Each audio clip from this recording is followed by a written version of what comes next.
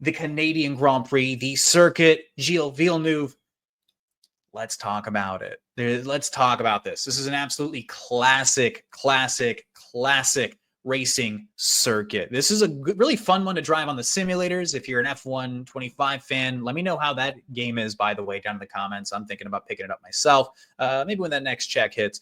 Got the wheel right here on my setup. So, I've been known to do a few laps here and there. But as far as the Circuit Gilles Villeneuve, it's one of my favorite ones to drive, and it's had a lot of long history in this sport. It's one of the more historic circuits on the F1 calendar. I don't think it gets enough love, and it's a really exciting race. It almost feels like every year, except you have a year like where Max Verstappen is dominating everything. As far as the laps are concerned, you get 70 of them, thanks. 4.361 kilometers, or in miles, 2.7. The lap record, 1 minute, 13 seconds, and 7 hundredths of a second by Valtteri Bottas in 2019 with the Mercedes team. Some more fun facts about this circuit. Lewis Hamilton and the legendary Michael Schumacher tied for the most wins at 7, both of which also are tied for the most pole positions at 6. There are 2 DRS zones, as you'll be able to see here, between turns 12 through 13. And then immediately after the Wall of Champions here, coming out of 14, you have on the main straight, the second, technically, DRS zone, the DRS detection zone. We also have one here in Sector 3.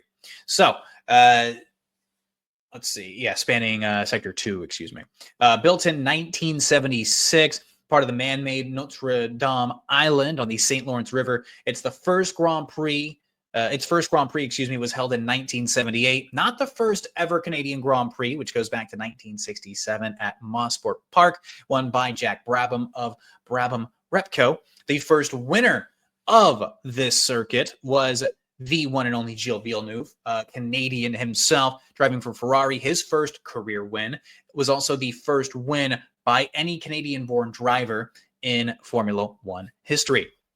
Some of the biggest moments in this circuit's history. 1978, like I just mentioned, the native-born son taking home the glory, taking the top step in the Canadian Grand Prix. The circuit was eventually named for Gilles Villeneuve in 1982, just 2 months following his very untimely passing away. 1999, where the name Wall of Champions even comes from. 3 world champions all crashing into the wall during this Grand Prix. Looks like things are a little bit stuck here, but stick with me. I promise it's still good, fun information for this weekend. Crashing into the wall at the final turn 14, which caught Damon Hill, Michael Schumacher, and Jacques Villeneuve, won by Mika Hakkinen of McLaren in 1999.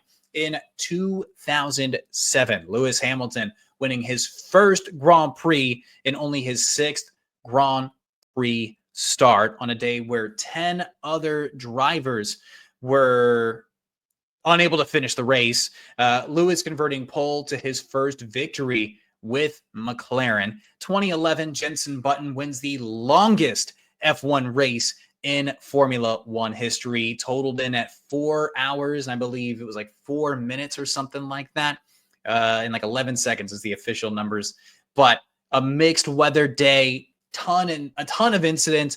Button went through 6 safety cars, 6 pit stops, and pulled off an insane last to first finish, passing Sebastian Vettel with half a lap to go. Vettel catching a patch of wet road, spinning out, leaving the door wide open for Jenson Button's McLaren. And 2014, Daniel Ricciardo grabbing his maiden win from 6th place to 1st. Daniel Ricciardo witnessed both Mercedes of Nico Rosberg as well as Lewis Hamilton dealing with issues from the front. Hamilton forced to retire after making some contact with his teammate, if I'm not mistaken, and an absolute dive bomb from the Australian on Nico Rosberg with just a couple laps remaining to snag the position over Rosberg, carrying him the rest of the way, the first to see the flag at the Canadian Grand Prix. So that's your track breakdown. I know the video for some reason decided to hiccup pretty massively in there, but if you listened through and sat through all the way to the end,